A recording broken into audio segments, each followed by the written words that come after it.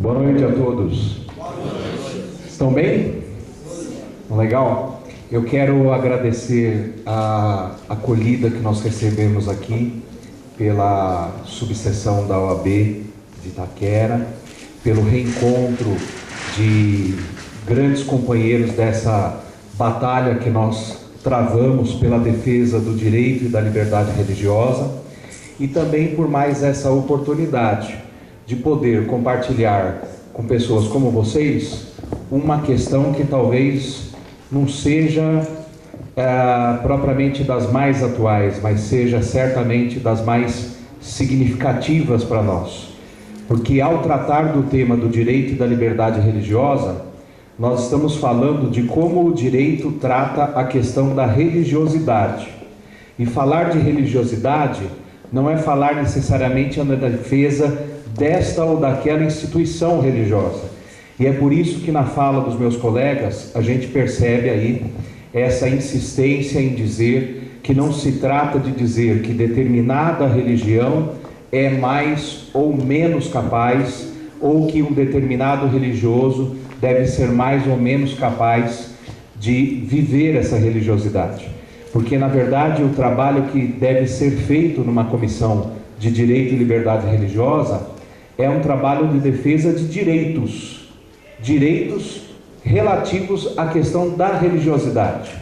E é por isso que quando eu fui chamado para tratar do tema do panorama atual do direito e da liberdade religiosa, a primeira coisa que me veio à cabeça é que talvez, mais do que falar em religiões, seja importante a gente falar do que é isto, o direito fundamental à liberdade religiosa. De todo o universo de direitos que a gente pode imaginar, existem aqueles que são chamados de fundamentais, exatamente porque eles estão na base da constituição da nossa existência.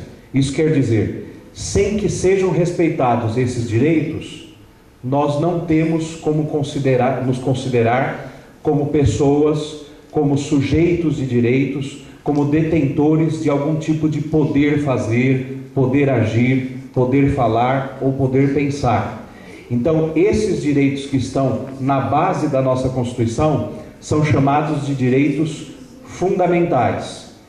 Talvez o mais significativo e, por razões próprias, o primeiro que aparece é o direito à vida, porque não há de se falar em direito se a gente não considera a vida como o primeiro evento da condição humana. Mas é a liberdade que aparece em segundo lugar, para que o indivíduo possa viver uma vida, e uma vida com dignidade, para que ele possa desenvolver a sua vida com dignidade, em sua plenitude, para que ele possa desenvolver toda a sua personalidade. A liberdade aparece como um direito fundamental.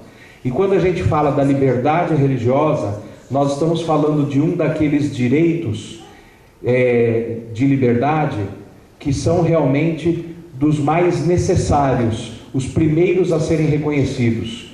Porque quando se fala de liberdade religiosa, nós estamos falando da liberdade que o indivíduo tem para crer ou para não crer. E dependendo daquilo em que nós cremos, ou dependendo daquilo de que desacreditamos, nós não podemos garantir a nossa própria existência. Isso porque, se para um crente poder afirmar a crença numa divindade e a forma como ele professará essa crença é alguma coisa de substancial, ou seja, está na base da sua condição existencial, para o ateu também é fundamental que ele possa dizer assim: nisto eu não acredito, porque a única coisa na qual eu acredito é naquilo que faz parte da condição material da existência. Então eu creio na materialidade, eu creio na relação entre as pessoas, eu creio nos pensamentos, nas falas, nos discursos, nos gestos e nas ações. Ao dizer isso, o ateu demonstra aquilo que está no centro da própria ideia de religiosidade, que é o conceito de espiritualidade. Então, por trás de uma liberdade religiosa está exatamente essa necessidade de nós preservarmos a qualquer custo a espiritualidade do indivíduo. a forma como o indivíduo se declara no mundo e como ele interage no mundo, define quem ele é. E falar de espiritualidade é reconhecer que cada um é detentor de um espírito, é detentor de uma identidade. O modo de ser do indivíduo é o que define a sua identidade. E isso, então, nos leva a uma reflexão que não está nem no direito e não propriamente na filosofia, mas uma reflexão propriamente ética, que implica em responder a seguinte questão: como que eu posso garantir o respeito aos meus direitos e às minhas liberdades religiosas se eu não considerar o outro como detentor dos mesmos direitos e liberdades religiosas? E isso é uma reflexão propriamente ética, exatamente porque ela implica em pensarmos quem nós somos, do que nós somos capazes e daquilo que nós fazemos, quais as consequências em relação ao outro.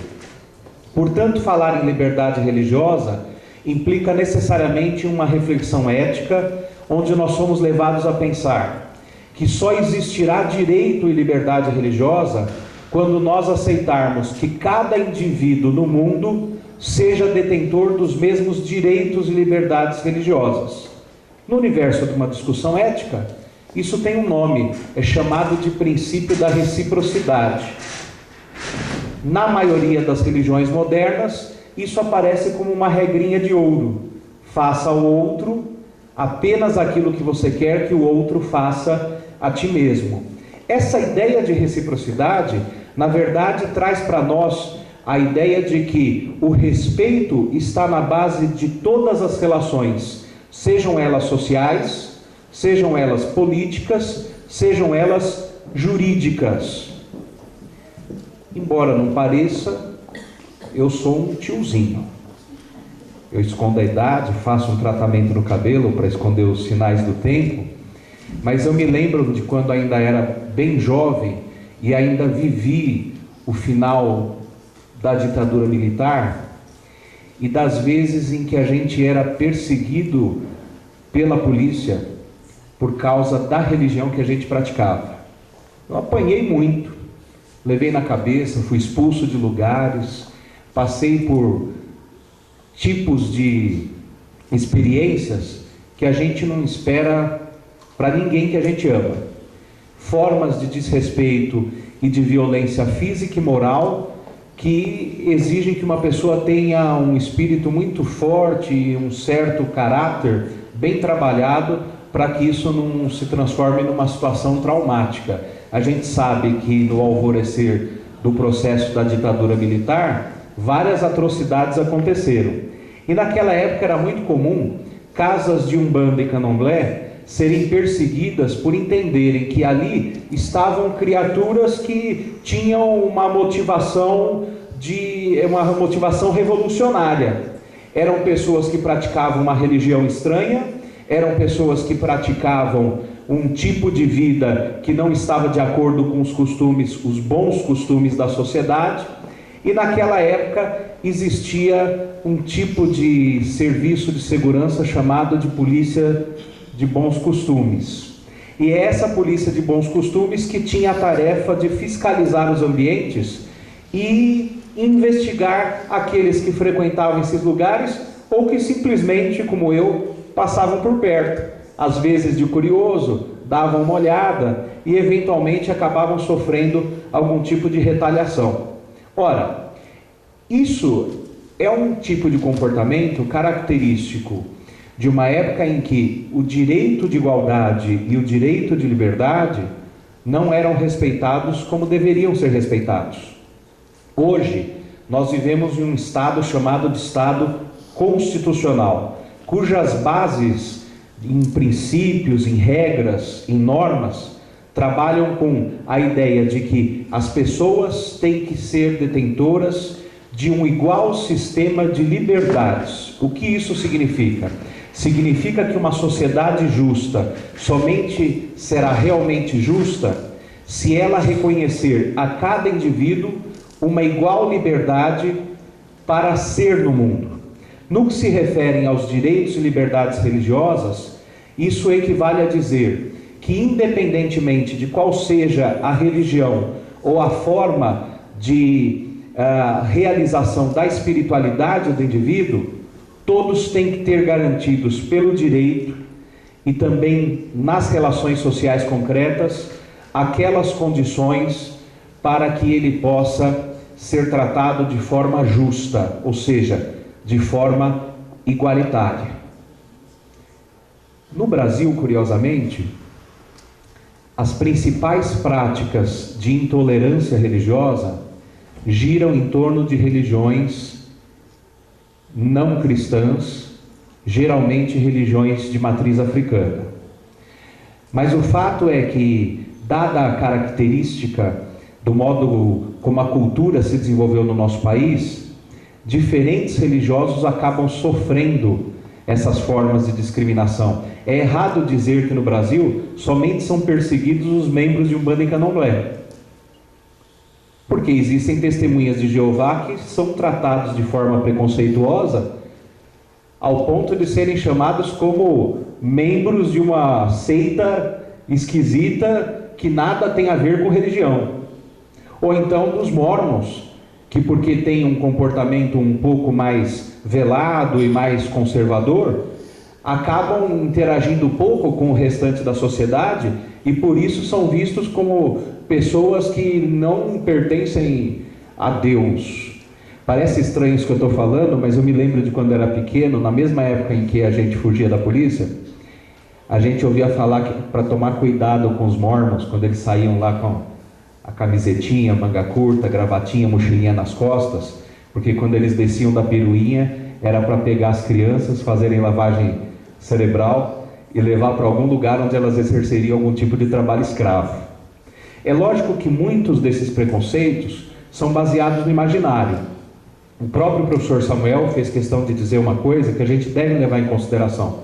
O preconceito, ele se baseia em uma opinião que nós passamos a ter de algo ou de alguém sem antes ter um efetivo conhecimento dessa coisa. E talvez o maior problema do preconceito seja exatamente não a divulgação do preconceito, mas talvez o problema nuclear do preconceito esteja em não buscar vencê-lo. Então só existe uma maneira de eu conseguir vencer o preconceito, estabelecer uma relação de igualdade com o outro e garantir com que todos tenham os mesmos direitos e liberdades religiosas, mais do que assumir o preconceito, tentar derrubá-lo. Conhecer o outro, saber como é o diferente, saber a sua forma de pensar, a sua forma de crer e a sua forma de agir. E é aí que vem a ideia do que significa tolerar. Quando se trata de tolerância religiosa, se trata, sabe do quê? De suportamento. Eu não preciso concordar com a fé do outro. Eu não preciso concordar com o discurso teológico do outro. Eu só preciso aceitar que ele, como eu, tem que ter garantidas as mínimas condições para exercer o seu credo, para professar o seu discurso e agir conforme a sua liturgia, do mesmo jeito que eu faria que, ainda que eu não seja um religioso, exerceria como um ateu que exerce um tipo de vida baseado em convicções racionais, sem qualquer tipo de profundidade metafísica. Então o que eu espero dessa minha rápida fala é que a gente pense que não existe um sistema de direitos e liberdades religiosas se antes ele não tiver embasado em uma ética do respeito e da reciprocidade. Mais importante aqui é a gente aprender a olhar para o outro, para o diferente, para o estranho e aceitar que cada um de nós pode ser em relação a ele muito estranho também. Porque enquanto eu não aceitar isso, eu não estou respeitando de verdade. Então eu espero que com essa minha rápida fala eu consiga trazer para vocês, para essa noite, para a próxima semana, uma reflexão onde vocês aprendam a abraçar o diferente como vocês gostariam de ser abraçados por Ele. Uma boa noite. Obrigado.